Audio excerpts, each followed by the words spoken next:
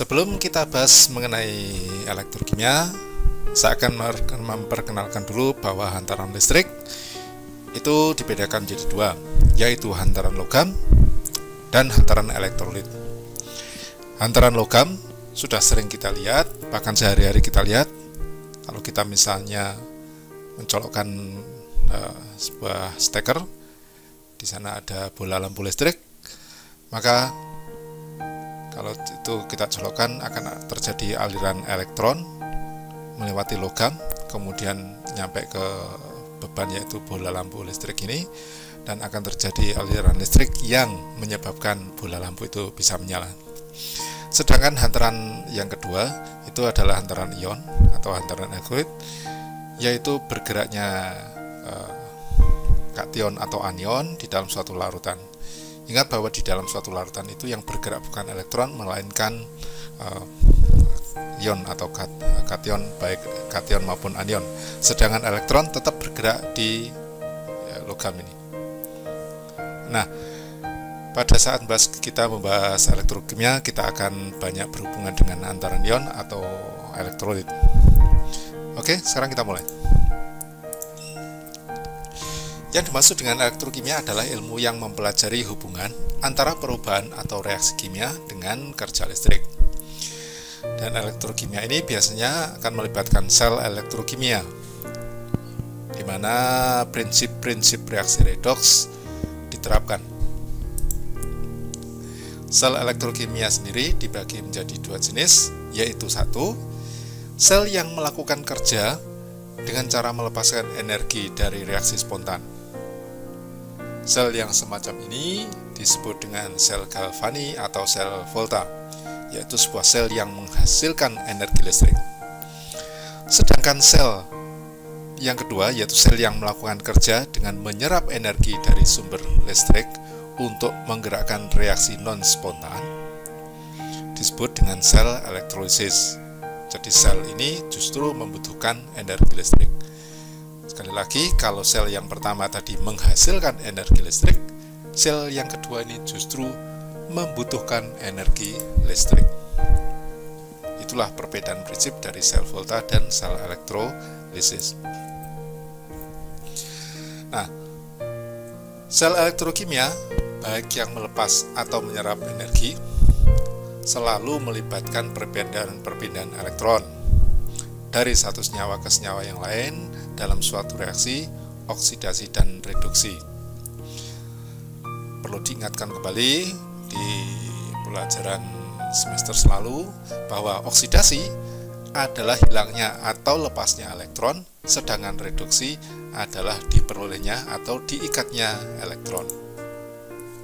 Contoh misalnya, kalau ada reaksi Zn bereaksi dengan H+ banyak 2 menghasilkan Zn2+, kemudian melepaskan juga H2, maka Zn ini melepas elektron. Kemudian kalau kita lihat bilangan oksidasinya, di sini Zn 0, di sana Zn BU-nya adalah 2+2. Maka Zn kita sebut mengalami bilangan oksidasinya naik, dan karenanya kita sebut bahwa Zn itu mengalami oksidasi. Nah, pada proses ini Zn itu akan bertindak sebagai reduktor. Sekarang kita tinjau dari sisi H+. H+, dia asalnya H+, kemudian menjadi H2. Itu terjadi karena H+ mengikat elektron. Bilangan oksidasinya di sini 1+, plus 1. Kalau di sana 0, berarti BU-nya adalah turun. Dan ini kita sudah tahu bahwa peristiwa turunnya BU ini disebut dengan peristiwa reduksi, jadi H+ mengalami reduksi. Dalam reaksi totalnya ini tadi Zn mengalami oksidasi, yang mengoksidasi adalah H+. Jadi H+ bertindak sebagai oksidator. Nah, kalau tadi perbedaan antara sel Volta dan sel elektrolisis adalah bagaimana energi listrik itu dibutuhkan atau dilepaskan, mereka mempunyai kesamaan bahwa di antara sel Volta dan sel elektrolisis itu keduanya terdiri dari elektrolit, yaitu zat yang membawa muatan listrik, dan ada elektroda, zat yang merupakan media untuk transfer elektron. Ya, seperti tadi di awal saya jelaskan bahwa di larutan itu yang bergerak adalah ion, sedangkan di kabelnya, di kawatnya yang bergerak adalah elektron. Keduanya, sel volta maupun sel elektrolisis, proses oksidasi terjadi di anoda, proses reduksi terjadi di katoda. Bisa juga dibalik bahwa di anoda terjadi proses oksidasi, katoda terjadi proses reduksi. Ya. Jadi oksidasi anoda, reduksi katoda.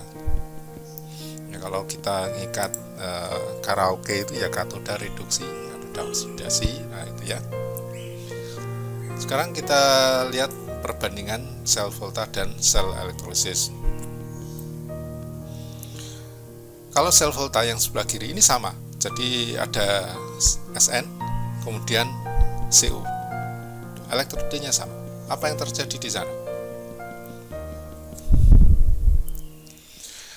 Pada sel volta sebelah kiri, reaksi oksidasi terjadi pada Sn, yaitu Sn menjadi Sn2+ dengan melepas elektron.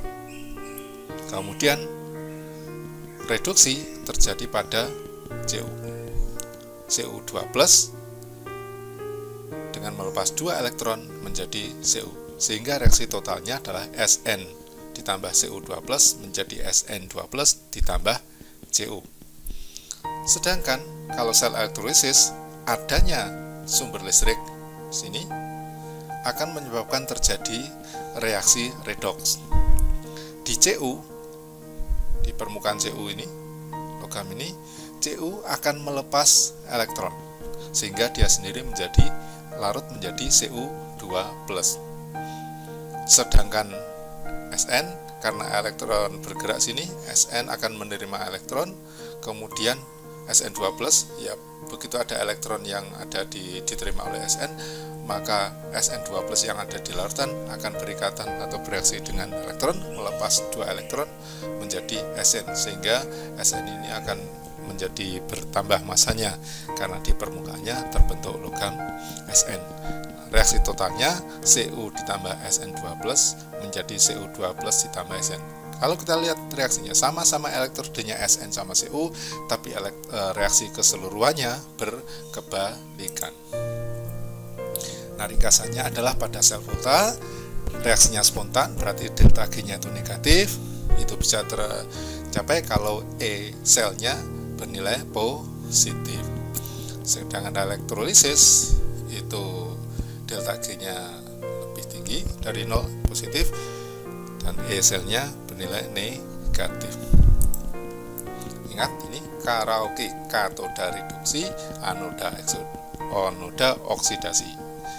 Katoda reduksi, anoda oksidasi, singkatannya karaoke. Oke. Nah, sekarang kita akan bahas mengenai sel volta. Nah, prinsip dasar bahwa semua logam di dalam air atau dalam larutan ya akan melepaskan elektron atau mengalami oksidasi. Secara umum, kalau logam itu adalah M akan menjadi M dengan muatan N+ setelah melepas elektron sebanyak N. Contoh, Fe menjadi Fe2+ dengan melepaskan 2 elektron. Nah, kemampuan setiap logam untuk melepas elektron itu tidak sama. Karena proses ini adalah proses oksidasi, maka kita menyebutnya bahwa potensial oksidasi setiap logam itu tidak sama. Kemampuan logam yang tidak sama tadi untuk melepas elektron atau potensial ionisasi logam itu tidak sama, kemudian disusun, dan susunan itu dikenal dengan deret volta dari kalium, barium dan sebagainya sampai Au. Makin ke kiri potensial oksidasi logam itu makin besar, artinya makin mudah membentuk ion positif. Juga dengan kata lain bahwa logam-logam yang berada di sebelah kiri ini semakin mudah untuk mengalami oksidasi. Contoh, kalau Na K dibandingkan dengan Na, maka K itu lebih mudah melepas elektron. dibandingkan dengan Na. Nah, perlu dicatat bahwa potensial oksidasi logam itu nilainya besarannya sama dengan negatif potensial reduksi ionnya. Jadi EOX, potensial oksidasi itu nilainya sama dengan minus potensial reduksi. Contoh misalnya Zn12 dengan mengikat 2 elektron menjadi Zn, misalnya potensial reduksinya adalah min 0,76, maka kalau dibalik reaksinya yaitu Zn menjadi Zn2 plus dengan melepas 2 elektron, maka E0 oksidasinya, sekarang reaksinya ini oksidasi, adalah sama dengan minus dari min 0,76 yaitu plus 0,76 volt. Sekarang kita teruskan konstruksi dan operasi sel volta. Taruhlah misalnya kita memiliki sel volta dengan diagram kayak gini. Gambarnya kayak gini ya. Jadi di sini ada logam Zn, ada jembatan garam, ada elektroda Cu, dan ini ada voltmeter. Yang pertama adalah bahwa setengah sel oksidasi, yaitu anoda, berupa batang logam Zn yang dicelupkan ke dalam Zn NO3 2 kali. Ini setengah sel oksidasinya. Kemudian setengah sel reduksinya, yaitu Cu, berupa logam Cu dicelupkan ke dalam larutan CuNO3 2 kali.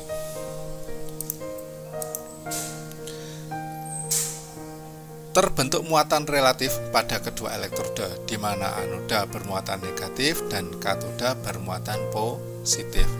Setelah keduanya dihubungkan, ini akan terbentuk muatan relatif ya.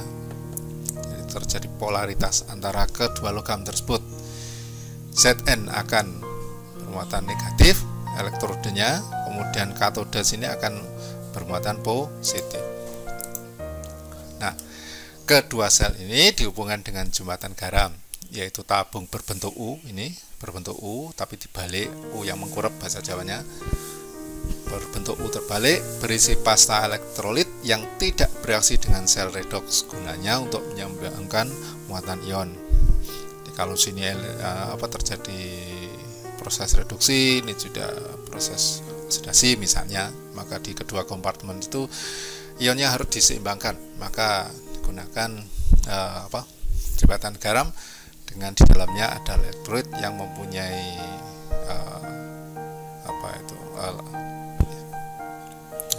kecepatan untuk berpindah itu relatif sama.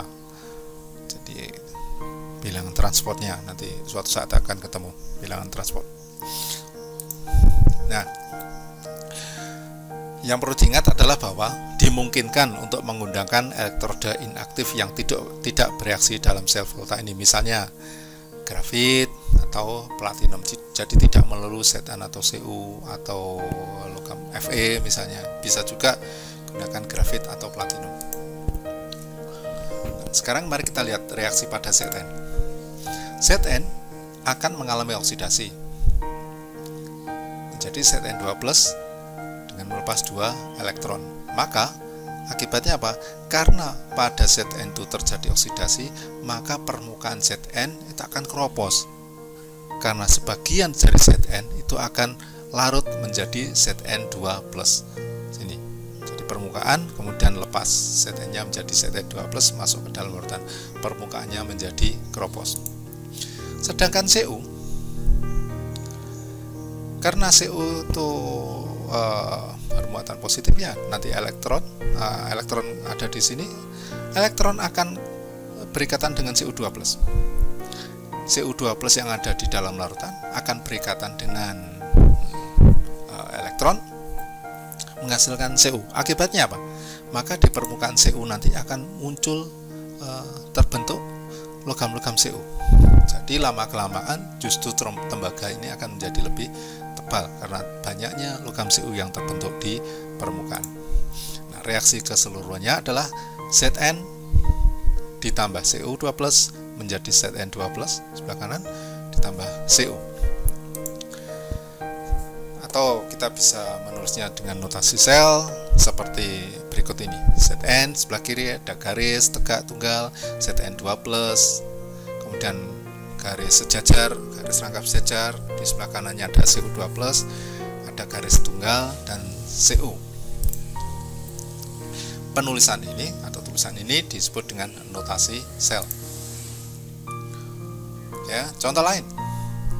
Ini adalah contoh sel volta yang menggunakan elektroda tidak aktif inaktif, yaitu elektroda yang inert. Dalam hal ini adalah karbon, dua-duanya karbon. Reaksi yang terjadi adalah reaksi oksidasi di sebelah kiri. Dua imin larutan ini akan menjadi I2. Jadi I2 akan terbentuk. I2 akan terbentuk. I2 terbentuk di permukaan dari karbon ini. Maka di permukaan itu akan ada gelembung kecil-kecil gitu, I2. Kemudian setengah reaksi yang di sebelah kanan, MnO4- ketemu dengan H+ akan menghasilkan Mn2+. Mn2+ dengan tentu saja ada H2O nya. Ini reaksinya. Sehingga reaksi totalnya adalah MnO4- ditambah 16H+ tambah 10 imin menjadi 2Mn2+ ditambah I2 tambah 8H2O. Notasi selnya adalah seperti ini. Grafit, koma, I2, kemudian garis tegak tunggal, imin, garis sejajar 2, berarti garam, ya jembatan garam, H+ di sebelah kanan, ada MnO4-, ada Mn2+, garis tunggal, grafit. Nah, bagaimana kita membaca notasi sel itu? Contoh yang tadi, sel volta dinotasikan dengan cara yang telah disepakati tadi, yaitu untuk sel Zn Cu2+ dan seperti ini di dua slide sebelumnya. Aturannya, penulisan notasi sel adalah bagian anoda sebelah kiri.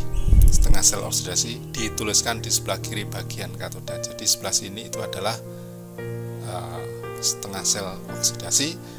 Berarti sebelah kanan adalah setengah sel reduksi. Garis lurus yang tunggal ini menunjukkan batas fasa, yaitu adanya fasa yang berbeda. Misalnya ada yang larutan, ada padatan, maka penulisannya dibedakan, dipisahkan dengan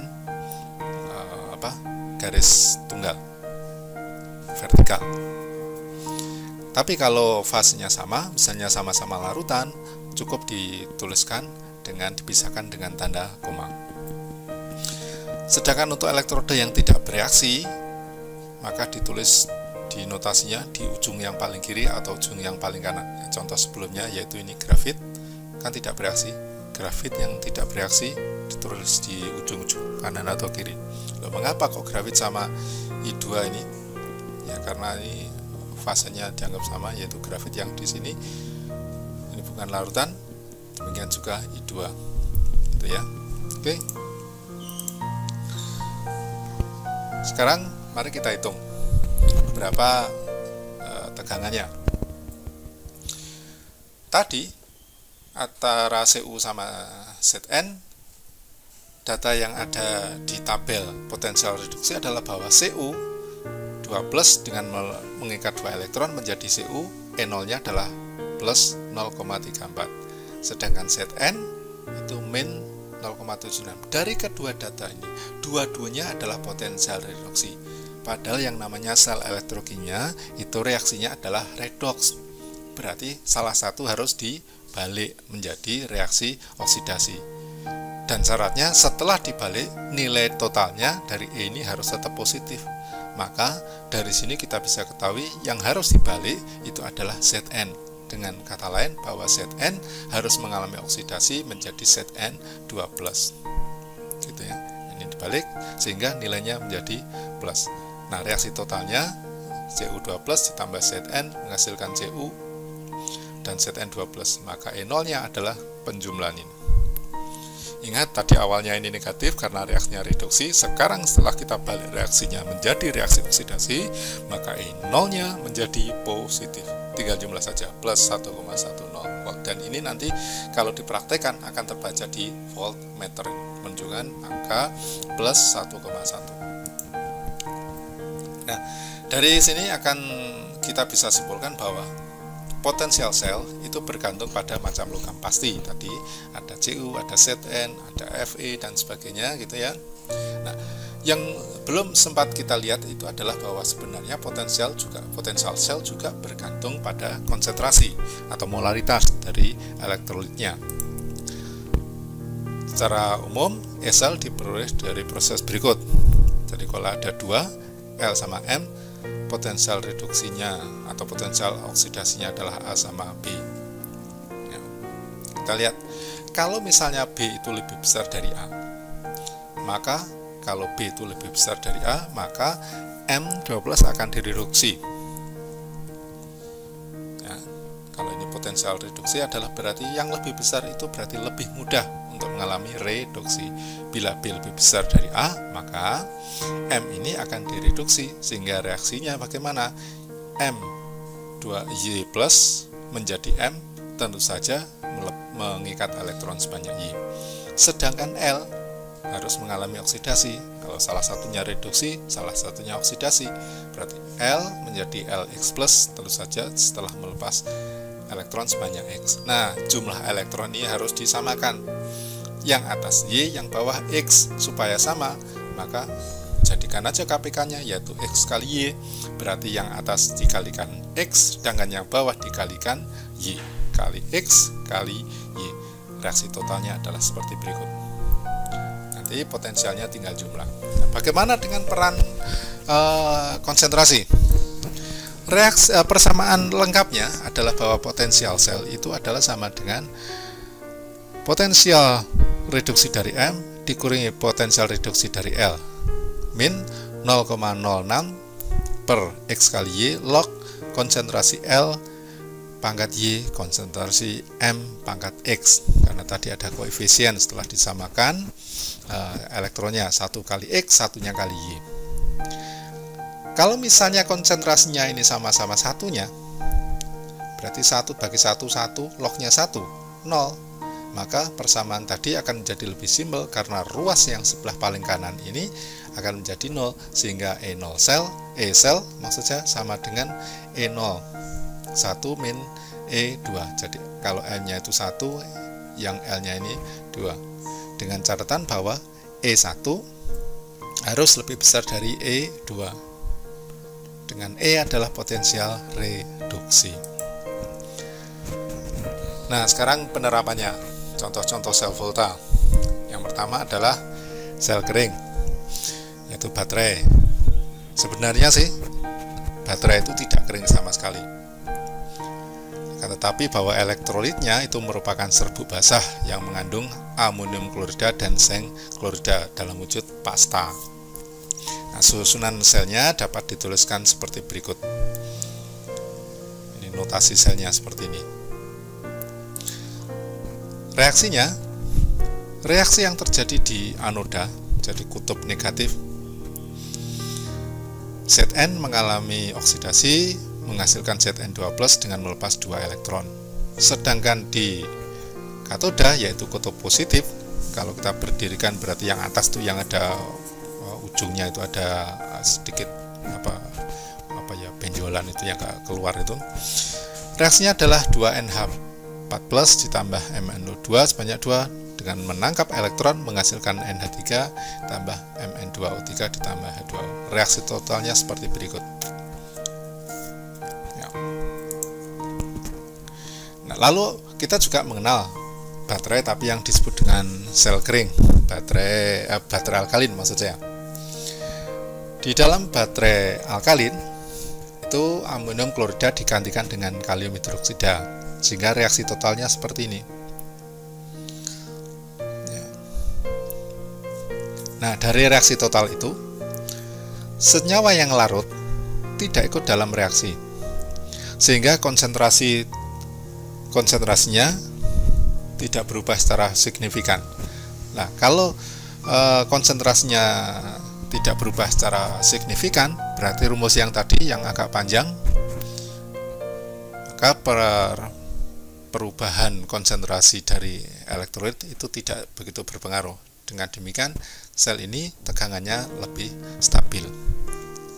Itu aja bedanya antara baterai biasa dan baterai alkalin. Gambar dari baterai itu seperti ini. Ini baterai yang bukan alkalinnya. Yang tadi ada Mn2, ada Na4Cl dan sebagainya. Yang atas ini positif, yang bawah negatif. Nah, tegangannya ini kurang lebih adalah 1,5 volt. Yang kedua adalah sel sekunder, yaitu aki. Aki disebut sel sekunder karena dapat diisi ulang. Nah, karena dapat diisi ulang berarti reaksinya itu berbeda antara pada saat digunakan sebagai sumber listrik atau pada saat dicas, disetrum. Ya.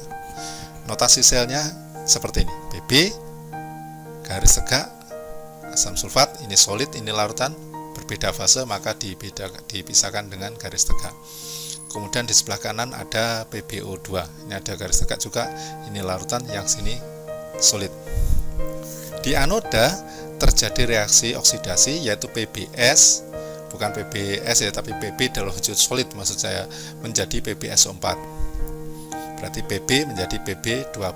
Sedangkan di katoda terjadi reduksi yaitu bahwa PbO2 dengan mengikat bereaksi dengan 4H+ dan SO4 2- menghasilkan PbSO4 ditambah H2O. Nah, reaksi totalnya adalah Pb ditambah PbO2 tambah 4H+ ditambah 2SO4 menjadi PbSO4. Ini adalah kondisi pada saat dia digunakan sebagai sumber listrik. Tapi pada saat dicas, untuk mengembalikan dua elektrode tadi yang sebagian larut sebagian menjadi PbSO4, maka pada saat diisi PbSO4 itu harus dikembalikan menjadi Pb dan PbO2. Nah, reaksi yang terjadi adalah bahwa PbSO4 dikasih air, tentu saja karena ada airnya di dalamnya, dengan energi tertentu. Misalnya kalau pakai mobil ya pada saat jalan itu energinya berasal dari energi kinetiknya itu. Mobil, kemudian motor juga gitu. Tapi kalau yang usaha-usaha di toko-toko nyetrum listrik ya itu betul dari listrik gitu. PbSO4 akan kembali menjadi Pb dan PbO2. Nah, gitu. Ada dua perbedaan reaksi yaitu pada saat dipakai sebagai sumber energi dan pada saat dicas. Oke, saya rasa cukup. Nanti kita akan teruskan dengan video berikutnya yaitu khusus membahas sel elektrolisis.